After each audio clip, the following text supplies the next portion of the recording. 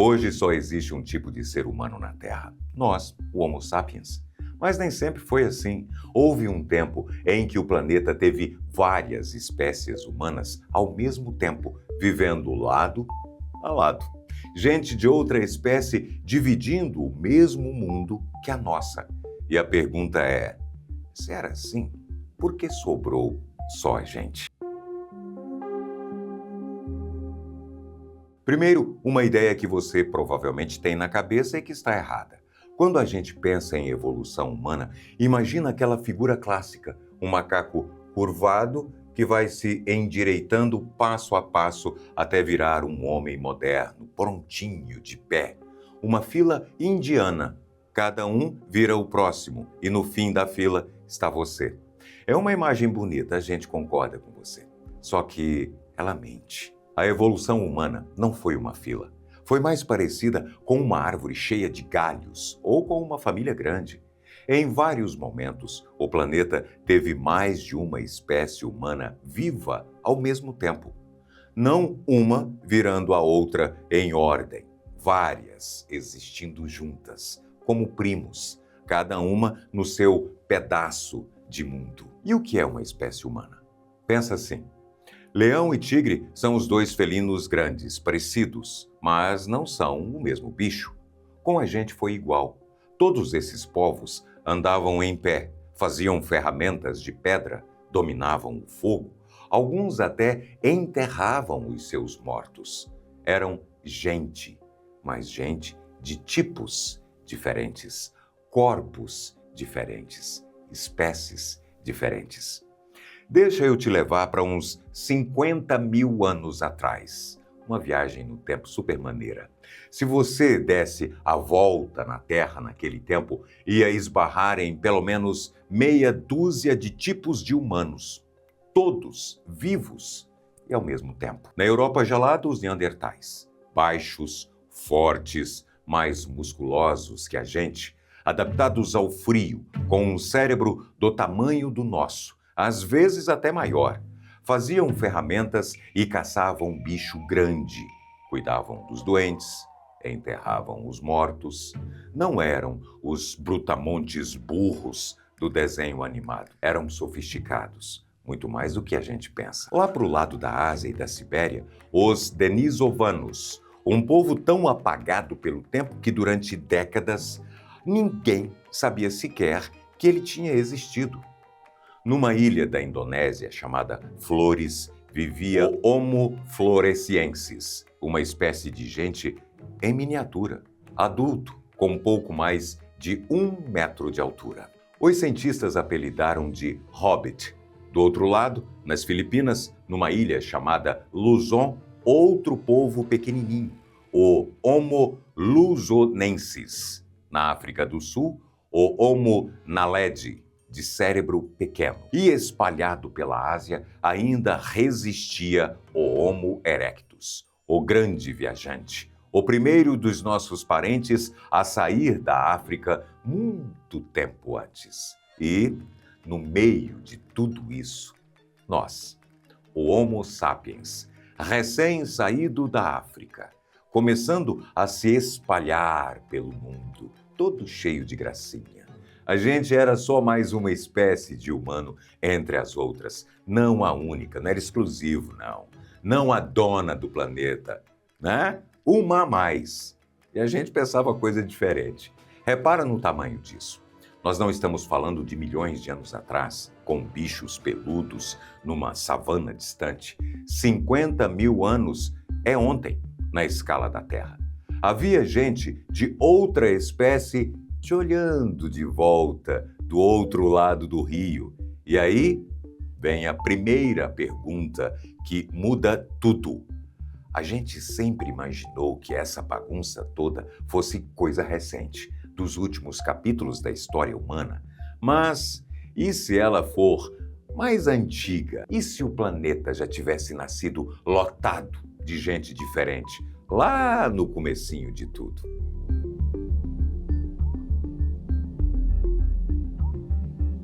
Para responder isso, um grupo de cientistas passou anos cavando um lugar de nome difícil no norte da Etiópia, na África, Ledi Geraru. Até que não é tão difícil assim. Hoje é uma região árida, castigada de sol, mas que há uns 2.600.000 anos era verde, cheia de bicho e um bom lugar para viver. E o chão de lá guarda dentes fossilizados de gente muito, mas muito antiga. Antes de contar o que eles acharam, você precisa de um nome: Australopithecus. Talvez você já tenha ouvido falar de Lucy, aquele esqueleto famoso de uma fêmea que viveu na Etiópia há mais de 3 milhões de anos. Baixinha, que andava em pé, mas ainda tinha bastante cara de macaco. A Lucy era uma Australopiteca. Esse é o grupo de onde a gente veio. Os parentes mais antigos, ainda meio bicho, meio gente, que vieram antes do gênero Homo, o nosso, o dos humanos de verdade. A história que a gente contava era arrumadinha, não é? Primeiro veio o Australopithecus, tipo a Lucy. Depois ele foi sumindo e no lugar dele surgiu o Homo, o humano. Um entregava o bastão para o outro e saía de cena. Fila indiana, de novo. Só que os dentes de Ledi Geraru contam outra coisa. Em 2025, a equipe liderada por cientistas da Universidade do Arizona, nos Estados Unidos, publicou o que encontrou: 13 dentes fossilizados. Alguns são de Homo, do nosso gênero, os mais antigos já achados, com quase 2,8 milhões de anos. E outros são de um Australopithecus, mas de uma espécie que ninguém conhecia, nova para a ciência. E os dois viveram no mesmo lugar, praticamente na mesma época, há cerca de 2.600.000 anos. Para no que isso significa. O Australopithecus não entregou o bastão e saiu de cena. Ele continuou ali, vivendo no mesmo pedaço de África, ao lado do Homo, do primeiro dos humanos. O ancestral e o descendente, dividindo a mesma paisagem, bebendo do mesmo rio ao mesmo tempo. Quer dizer, a bagunça não é recente, ela é quase tão velha quanto a própria humanidade. Desde o primeiro instante em que apareceu algo parecido com um humano na Terra, já tinha outro tipo de quase-humano do lado. A gente nunca foi filho único. A gente nasceu numa casa cheia.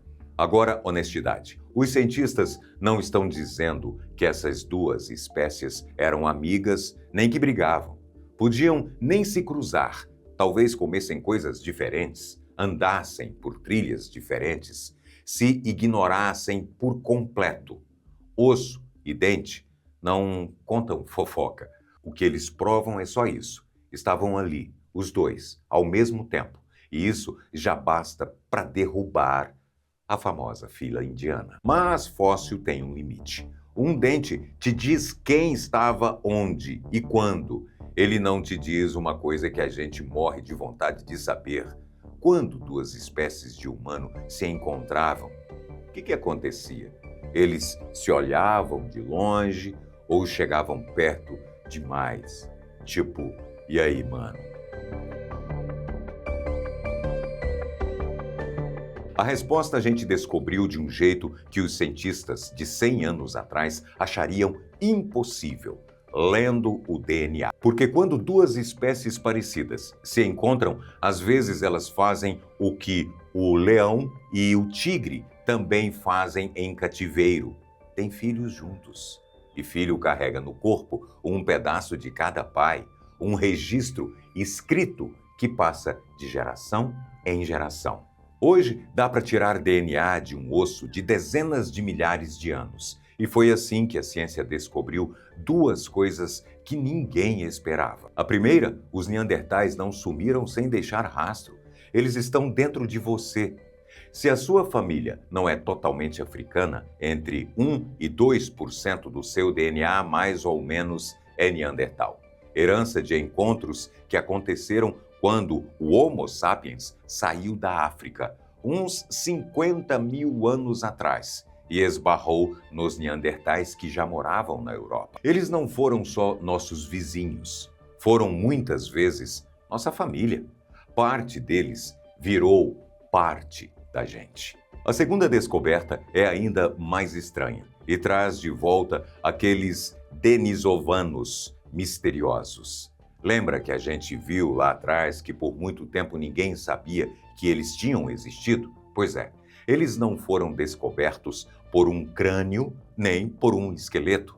Em 2010, cientistas pegaram um ossinho de dedo do tamanho de um grão de feijão, achado numa caverna na Sibéria. Tiraram o DNA dele, e esse DNA não batia com o de ninguém, nem Neandertal, nem Sapiens. Era um povo humano inteiro, desconhecido, que ninguém nunca tinha visto, descoberto não pelo osso, mas pelas letras do código genético. Foi a primeira vez na história que a ciência achou uma espécie de gente sem ter praticamente o corpo dela. O pesquisador que liderou esse trabalho, o sueco Svante Pääbo, ganhou o prêmio Nobel. E os denisovanos também estão em muita gente hoje. Quem tem família das ilhas do Pacífico, de lugares como Papua Nova Guiné, pode ter 4,5% do DNA vindo deles. Então, a gente cruzou com o Neandertal, cruzou com o denisovano, espécies diferentes de humano, tendo filhos misturando o sangue. E não é uma herança morta, parada, enfeitando a genética.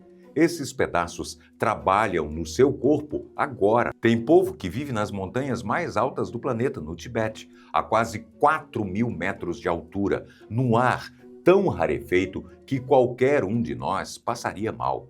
Eles aguentam porque carregam um gene que veio justamente dos denisovanos, que ajuda o corpo a lidar com a falta de oxigênio. E boa parte dos genes que hoje ajudam o nosso sistema de defesa a brigar com micróbios chegou até a gente pela mão dos neandertais. Repara, aquela mistura antiga de espécies não é curiosidade de museu. Ela ainda está te ajudando a respirar no alto de uma montanha e não a ficar doente hoje. Só que aqui a história dá o nó mais bonito de todos. Quando os cientistas leram bem o DNA dos denisovanos, acharam dentro dele um pedaço que não era deles. Um trecho de código que vinha de um povo ainda mais antigo, ainda mais desconhecido. Tão perdido no tempo que não sobrou DNA nenhum para comparar. Os geneticistas deram um apelido para esse parente invisível: o fantasma. Uma espécie humana que a gente só sabe que existiu porque ela deixou um rastro dentro de outra. E em 2026 apareceu um forte candidato a esse fantasma. Uma equipe de cientistas na China, liderada pela pesquisadora Qiao Mei-Fu, pegou 6 dentes de Homo erectus, aquele viajante antigo que a gente já citou, com cerca de 400 mil anos. Não tinha mais DNA neles, velho demais. Mas restou proteína no esmalte do dente, que também guarda pistas do código. E, numa dessas proteínas, eles acharam uma marca que aparece justamente nos denisovanos e em gente viva hoje no Sudeste Asiático. A leitura dos autores é essa.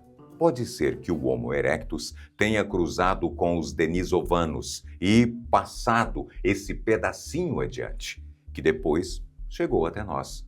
O erectus seria o tal fantasma, um parente que morreu há centenas de milhares de anos e que, mesmo assim, ainda vive um pedacinho em pessoas caminhando por aí, nos dias de hoje. Vale a honestidade aqui, gente. A própria Qiao Mei-Fu freia a empolgação. Proteína não é DNA, dá menos detalhe e não dá para cravar o parentesco exato. Outros cientistas lembram que pode nem ter sido cruzamento, pode ser só ancestral e descendente. É uma pista forte, não um veredito fechado. Mas ela aponta para algo que dá para medir num laboratório. Um fantasma genético escondido dentro de você.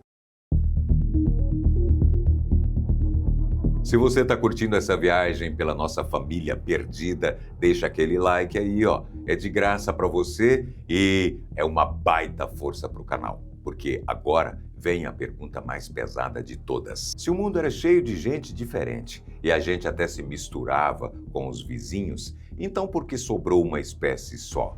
Por que de toda essa família enorme, o único que continua de pé é o Homo sapiens?